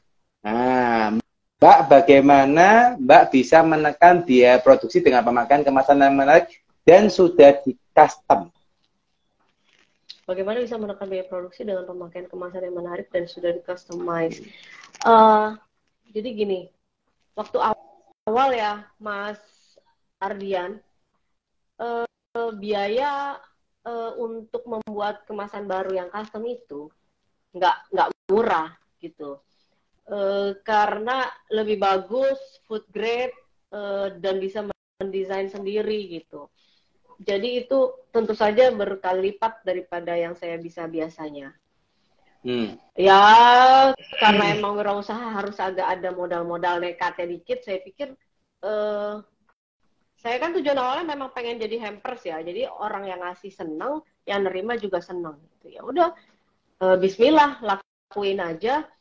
Dan benar, jadi mungkin saya sebenarnya nggak menekan biaya produksi, tapi yang beli lebih banyak jadinya. Karena gini, orang itu mungkin Pak Deddy yang lebih tahu kali ya. Apa aku nggak tahu berapa persen, tapi rata-rata sebagian besar pasti visual. Ya kan? Orang kan visual. Ada dua barang sama, ada dua produk sama, isinya brownies misalnya ya. Tapi pasti dilihat yang packagingnya lebih menarik duluan. Betul nggak sih Pak Deddy? Ketika memilih suatu produk yang sama, pasti dipilih yang packagingnya lebih menarik duluan. Nah, itu yang saya coba ambil dengan memberanikan diri untuk membuat kemasan custom. Karena saya ingin berbeda daripada yang lainnya. Nah, tapi kita jangan salah, kita harus memastikan bahwa ketika itu dimakan, itu juga harus enak gitu. Benar. Karena kalau cuma kemasan doang yang menarik, tapi rasanya nggak enak, orang nggak akan beli lagi. Balik. Betul, nggak akan balik. Ya beli pertama iya, karena kan bagus nih. Tapi nggak akan beli lagi, karena rasanya nggak enak. Jadi sebenarnya kemasan itu menurut saya penting. Karena itu yang membuat orang jatuh cinta pertama kali gitu, membuat orang pertama kali gitu. Dan baru keduanya ya ketika dibuka gitu, buka ya iya enak ya, udah packagingnya bagus, produknya enak, ya udah aku pesen lagi gitu. Intinya kalau dikasih ke orang nggak malu-maluin aja, karena itu kan merepresentasi diri yang ngasih. Yes, benar. Gitu. Benar. Jadi ya benar tuh dia nanya lagi kualitasnya iya harus dijaga gitu. Bukan cuma luarnya aja, karena saya kadang-kadang juga ada beli sesuatu impulsif ya karena kayaknya cakep banget nih gitu. Tapi dimakan belum tentu enak, juga ada juga Pak Deddy gitu. Jadi nah saya nggak mau kayak gitu. Tetap sebenarnya produknya yang harus enak sih gitu. Menurut kita semua masing-masing ya, karena kan gini, saya belajar semua orang punya target kok. Kita tinggal target pasar kita yang mana. Istilahnya brownies 30.000 ada, brownies 100.000 ada, brownies yang jual 200.000, 300.000 juga ada. Mau ambil yang mana gitu. Jadi ya packagingnya pun menyesuaikan. Gitu sih. Oke, nice ya. Semoga menjawab ya Kak Ardian Tirta ya. Anyway, kalau saya sempat ke Jepang teman-teman ya, kalau kita belajar dari negara Jepang, itu mereka UMKM-nya itu packagingnya cantik banget. UMKM-nya. Jadi mereka nggak ada yang packagingnya kayak asal. Benar-benar katanya Ibu ya. Jadi maksudnya Bu Enda bahwa packaging itu penting karena orang visual. Jadi orang akan want to buy, orang kan lebih beli. Tapi memang repeat ordernya balik ke rasa. Kalau rasanya nggak enak, mereka nggak bakal balik. Gitu ya, itu penting juga. Oke, lanjut ya teman-teman ya, Bu ya, mohon izin ya Bu, lanjut lagi ya. Ini dari Kak Ardian Tirta. Siap. Ini dari Kak Ardian Tirta lagi ya. Mbak, bagaimana tips menghadapi harga bahan baku yang fluktuatif yang berdampak akhirnya ke harga jual? Ya, biasanya aku pakai harga yang tertinggi ya, kalau aku misalnya. Jadi nggak selalu, misalnya kita beli apa, terutama kalau mau Lebaran nanti nih, jelang Ramadan Lebaran itu harga butter, harga coklat, harga susu udah biasa. Itu aku ambil yang tertinggi biasanya. Menghitungnya ya, untuk menghitung harga jual. Karena untuk mengcover jangan sampai kita usaha ya kita jadi rugi gitu, karena kita menghitungnya dari harga yang paling bawah gitu. Jadi aku biasanya pakai harga tertingginya. Jadi kita pakai harga tertinggi ya Bu ya. Betul. Karena gini, kalau kita pakai harga yang terendah, biasanya ntar ya kemungkinan besar kita jadi rugi atau ngepas banget biasanya. Atau kalaupun kita ada selisih, kan kita bisa balikin lagi ke customer dalam bentuk misalnya bonus buat dia, atau kita nanti gift apa. Gift gitu ya Bu ya. Iya gitu. Jadi gitu. Yang atau beli brownies dikasihin apa lagi gitu ya Bu ya. Betul, ya, atau promo buy one get one, atau free ongkir atau apa gitu loh Pak. Bisa kayak gitu, dibikin kayak gitu. Yes. Oke, nice ya. Jadi pakai harga tertinggi ya ke Ardian Tirta ya. Jadi tinggal spare-nya Anda pakai buat yang lain gitu ya. Oke, semoga menjawab ke Ardian Tirta. Oke, lanjut lagi. Ini ada kurang lebih 6 pertanyaan lagi ya, Bu. Ya. Iya, Elvianita ya ini. Cara menggaji karyawan bagaimana? Cara menggaji karyawan itu tergantung jadi gini, ada yang gaji tetapnya ada, terus kemudian ada apa? Berdasarkan apa tuh? Dia masuk, hari-hari dia masuk. Nah, biasanya saya kayak gitu, dihitung kayak biaya transport dia masuk. Terus kemudian ada kalau full masuk ada dapat bonus lagi. Gitu. Ada hitungan lemburnya juga, misalnya lembur, sama ada achieve omset berapa dia dapat. Gitu. Jadi ada beberapa poin kalau saya nggak bulat dalam satu gaji sekian gitu. Jadi tetap ada gaji pokok, hitungannya dia berapa, istilahnya dia masuk itu dapat sekian. Terus kemudian per hari datang dihitung itu uang transport berapa. Itu. BTW Pak, kebetulan karena ini di rumah jadi sebenarnya mereka makan di sini sih sama saya gitu. Oke, siap. Gitu. Jadi itu mungkin maksudnya aku perlu kasih tahu juga Mbak Alfi, kebetulan karena ini di rumah aku ada fasilitas makan juga buat teman-teman. Terus habis itu apalagi tadi ya? Oh iya, itu tadi. Jadi ada kalau misalnya masuknya full, kan biar ini ya, biar semangat lah kalau kerja, soalnya ada bayarannya lagi gitu. Oh, kalau lembur juga ada dibayar lagi per jamnya berapa. Oh, kalau misalnya nanti ada achieve omset, jadi ya lebih inilah, lebih apa ya? Semangat yuk gitu. Ya udah lu kalau aja kita bareng-bareng gitu. Kalau bagus sih kita bagus semua gitu. Benar. Bagi-bagi istilahnya gitu ya teman-teman ya, Bu Enda ya.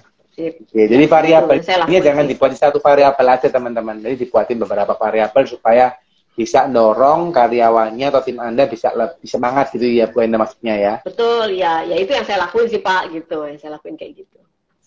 Oke, sip. Semoga menjawab ya Kak Alfianita ya. Lanjut lagi Bu. Dari ini lagi. Kak ini Kak Wulan MRY lagi Bu, dia tanya, Mbak, cara menentukan nama yang bagus itu gimana ya, referensinya soalnya itu berpengaruh juga. Nama branding ini ya, usahanya ya. Yes. Mbak Wulan, kebetulan aku bukan pakar branding atau nama ya, jadi kayaknya aku belum pantas nih jawab ini gitu. Mungkin aku bisa ada sih temen yang punya apa? Jadi kalau aku kebalik ahli di branding ya. Jadi ada temanku ahli. Jadi waktu itu aku ya udah Mama B itu nama Mama Bianca, tapi terus ketika dibuatkan logo sama teman baru dicari filosofinya dari nama Mama B ya, maksudnya dari bentuk hurufnya, dari logonya itu ada filosofinya gitu. Jadi kalau aku sebenarnya kebalik, ya itu tadi gara-gara ya udah yang penting jalan dulu gitu. Kalau saya gitu. Jadi nah ini kalau yang ini kayaknya aku nggak takut ngejawabnya gitu. Mungkin sebenarnya sih kalau ada rezekinya bisa cari konsultan untuk ngebantu mencarikan nama dan branding sekalian Mbak. Jadi ada logonya, ada namanya. Kalau ada rezeki lagi Mbak sekaligus bisa daftarin untuk patenin mereknya gitu. Hakinya sekalian supaya nanti ketika sudah besar nggak ribet lah, nggak ini sama orang lain gitu. Jadi atau Mbak sering-sering lihat, saya kadang suka cari ide itu di lihat aplikasi Pinterest tuh Pak Dedi. Yes, Pinterest tuh banyak banget. Aku sering dapat ide soal packaging, soal nama apa itu dari situ juga gitu. Maaf ya Mbak Wulan. Oke. Nanti sambil browsing Kak Wulan ya. Ya. Oh ya, tapi setahu aku kalau Mbak Wulan ini produk makanan juga kan ya, jangan sampai namanya itu sesuatu yang nantinya tidak bisa lulus kalau lagi ngurus halal, intinya sih gitu. Oh. Ada kriterianya tuh, misalnya pakai nama-nama yang setan gitu. Atau Mie Pokoknya setan itu nama-nama yang nggak boleh berarti Bu ya. Hah? Misal Apa Pak? kayak ada merek mie setan gitu kan berarti Ya, nggak bisa masuk itu halal kayaknya berarti ya. nggak boleh. Itu terus ada beberapa kriteria yang memang tidak diperbolehkan gitu, yang konotasinya negatif gitu. Yang konotasi negatif itu tidak diperbolehkan, walaupun mungkin nyeleneh gitu ya, tapi tidak diperbolehkan. Jadi mungkin bisa dicari tahu juga itu apa yang takutnya nanti udah banyak yang orang kenal, tapi ternyata pas ngurus halalnya nggak bisa lolos karena cuma soal benar. nama, kan Penting. sayang sekali gitu. Penting bener. Halal ini juga penting ya Bu. Kalau misalnya dapat halal kan juga bisa lebih terpercaya ya secara komposisi dan kawan-kawannya. Dan setahu saya di 2024 itu semua harus sudah sertifikasi halal. Betul. Benar. Sudah masuk ke berita juga itu halal. Oke, thank you Ibu ya. Semoga dapat insight ya Kak Weni tadi ya, kalau nggak salah ya. Oke, lanjut ya. Ya teman-teman ya, ini ada 4 pertanyaan terakhir ya. Saya rasa kita 4 pertanyaan ini saya ambil dulu teman-teman supaya ibunya juga nggak sampai terlalu malam ya. Oke, ini ya. Ini apa nih ya? Kan produk awal apa yang Mbak pilih untuk jualan dan kenapa? Tadi Mbak, kalau awal banget ya repack itu ketika bikin sendiri brownies. Kenapa repack? Karena gampang, karena aku nggak pernah bisa bikin apa-apa. Aku pikir yang penting gampang, aku dapat cuan dulu untuk modal. Kenapa brownies? Ya karena menurut aku, setelah melihat-lihat itu paling gampang, itu aja. Jadi aku nggak pusing dengan menentukan, aduh aku harus punya cake yang sophisticated, yang orang lain bahkan nggak jual, yang aku doang yang bisa. Puyeng. Jadi aku jalan jualan dapat duit gitu aja, jualan dapat cuan gitu ya Pak Didi. Benar Bu, benar. Gitu. Malah cari dari yang itu dulu bisa jalannya ya Bu ya. Ya. Ini baru ciptain yang lain. Ya betul. Gitu Mbak Anissa. Oke. Siap. Oke, semoga jawab ya Kak Anissa ya. Oke, lanjut. Ini rasanya cuma ngasihin info ngasihin semangat aja Bu. Keren sih Mbak Enda ini, salam dari Citayam Mbak. Dari Retiana Putri ya. Oke, lanjut ke waktu usaha sambil kerjaan kantor pernah terganggu nggak Mbak? Dari Kak Ninot. Sebisa mungkin nggak terganggu ya, karena aku punya tanggung jawab, punya tim gitu kan ya, punya bos dan punya pekerjaanku kebetulan itu banyak bersinggungan dengan orang luar gitu. Karena kita suka bikin event gitu, jadi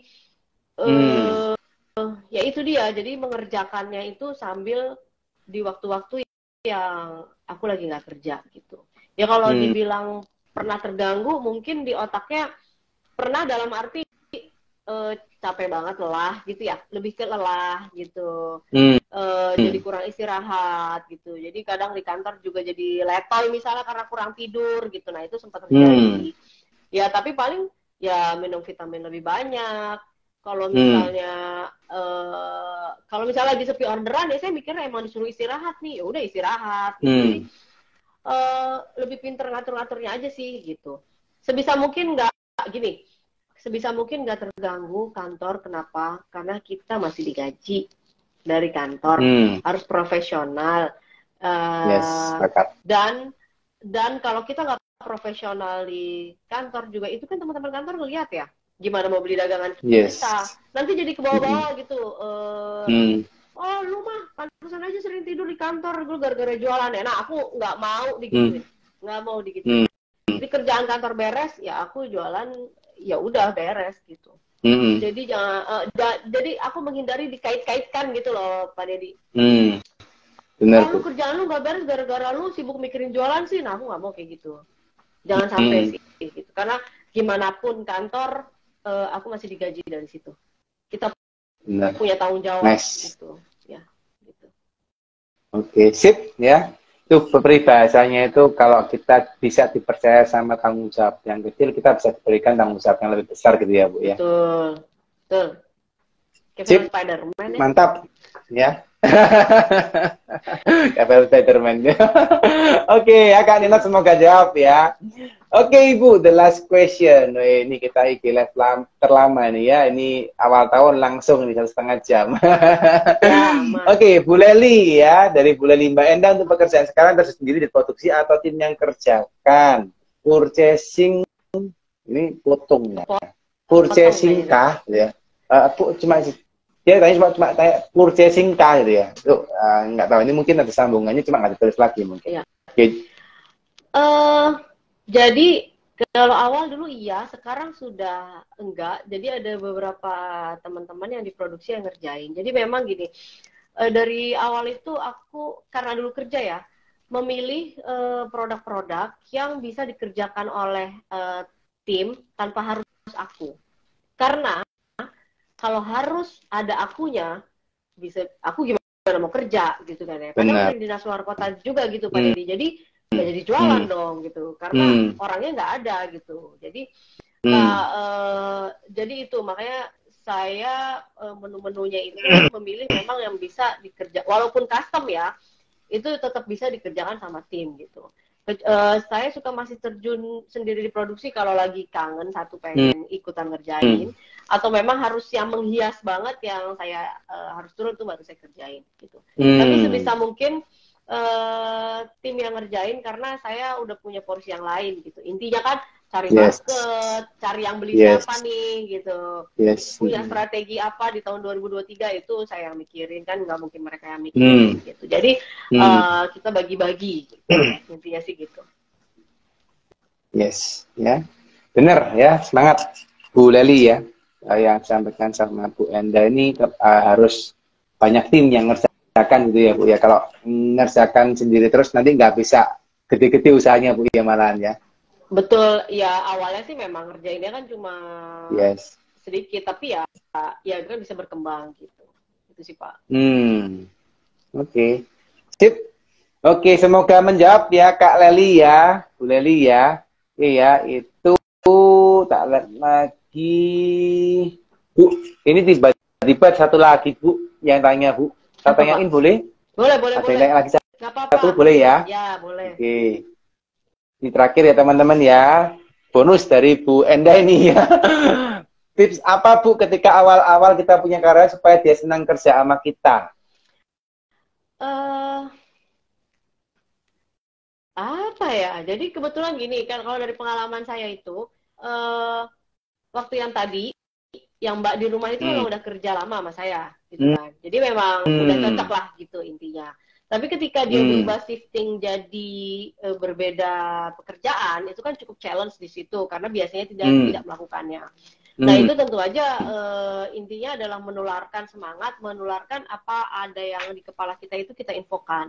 Kenapa sih kita melakukan ini gitu. Jadi saya ngasih tahu terus, aku tuh pengen resign, aku tuh pengen ini buat anak-anak, aku tuh pengen ini bla bla bla, dan aku yakin ini bisa berhasil kalau aku bisa ngejalanin ini bisa makin besar, kamu kan gajinya juga akan lebih banyak, nanti punya tim gitu. Nah pernah juga ada kejadian saya rekrut orang itu nggak lama dia resign juga gitu ya, karena ada tidak jujur lah intinya kayak gitu. Jadi memang ya itu lagi seleksi lagi gitu. Jadi apa ya, kita jadi apa adanya ya, harus ya itu balik lagi ke pelanggan jadi teman, ya tim juga saya jadi teman juga gitu, bahwa keluarga malah kalau bisa ya gitu kan. Kan dia kerja sama kita, tanggung jawab saya ini orang hidupnya gimana nanti ke depan gitu kan, jadi tanggung jawab saya juga gitu ya. Saya pengen berhasil, ayo dong kita bareng-bareng, intinya sih kayak gitu. Jadi dia bukan kayak kita bisa nyuruh seenaknya mentang-mentang kita menggaji dia, ya enggak juga kan, kita sama-sama manusia kan ya Pak Dedi. Kalau saya sih gitu, jadi memperlakukan seseorang sebagaimana kita ingin diperlakukan juga gitu, walaupun dia tim kita ya gitu. Oke, nice. Itu pertanyaan terakhir, jawabannya juga luar biasa ya teman-teman ya. Hari ini saya yakin dan percaya teman-teman pasti banyak dapat masukan ya dari Bu Enda ya. Thank you so much Bu Enda, luar biasa in totalitas ya. Kalau saya biasanya ngobrol sama narasumber ya, ini mohon maaf ya, kita ndak ada endorse Bu Enda, kita ndak ada bayar teman-teman ya. Ini murni Bu Enda, ini mau sharing sama kalian, ini gratis guys ya. Dan ini true story, awal tahun dapat pembicara luar biasa seperti Bu Enda, dihabisin sampai setengah 10 malam guys ya. Dan ini nggak dibayar ya, dan nggak bayar apapun sama Bu Enda, dan Bu Enda mau sharing ya. Jadi kasih jempol dong, nggak kasih hati sama Bu Enda. Dan saya yakin dan percaya dari awal kalian belajar ya, dari awal kalian belajar sampai 1,5 jam ini ilmunya daging banget ya. Dan saya pun, meskipun saya juga banyak belajar ya, tapi dari Bu Enda pun dapat insight lagi. Oh iya, ternyata ini ya, oh ternyata itu ya, gitu ya. Dan terus story keren, ya keren Bun, ya keren. Makasih apa Pak Bun Enda ya. Oke, teman-teman yang nonton di akhir-akhir ya, saya yakin dan percaya teman-teman perlu rewind, apa bukan rewind, perlu nonton ulang ya. Nanti acara ini kita akan post ya di IG TV kita, IG TV kita ya. Nanti mungkin kalau bisa kita collab ke Bu Enda, jadi teman-teman Bu Enda juga bisa nonton gitu ya. Dan teman-teman nanti kalau misalnya mau nonton di platform yang lain, kita akan posting ya guys di YouTube ya. YouTube-nya ada 2, biasanya ada YouTube-nya The Consulting ya. Juga ada YouTube-nya dari Siddhartha. Jadi diposting di 2 YouTube, teman-teman terserah mau milih di mana. Kalau yang mau nonton sambil nyetir, biasanya kita juga post di Spotify. Ya, jadi welcome teman-teman mau dari manapun, ulangin ya. Dan saya yakin dan percaya tips-tips yang seperti ini yang bisa Anda pakai di dunia kerja Anda, dunia entrepreneur Anda ya gitu. Oke Bu Enda, thank you so much buat malam ini Bu. Semoga sharing hari ini bisa memberkatin, dan saya doakan Ibu Enda, usahanya, Mama Binya, keluarganya tambah jos, tambah diberkati, tambah happy, pokoknya semua the best Bu ya. Oke, buat teman-teman juga semoga semakin diberkatin ya. Mantap, mantap. Oke, kalau gitu saya pamit undur diri dulu ya Bu Enda ya. Teman-teman saya pamit undur diri dulu ya. Sampai ketemu di acara The Ngobis minggu depan ya. Bye-bye. Terima kasih Bu Enda. Ya, sama-sama Pak Deddy, sampai ketemu. Makasih. Bye, mari. Waalaikumsalam.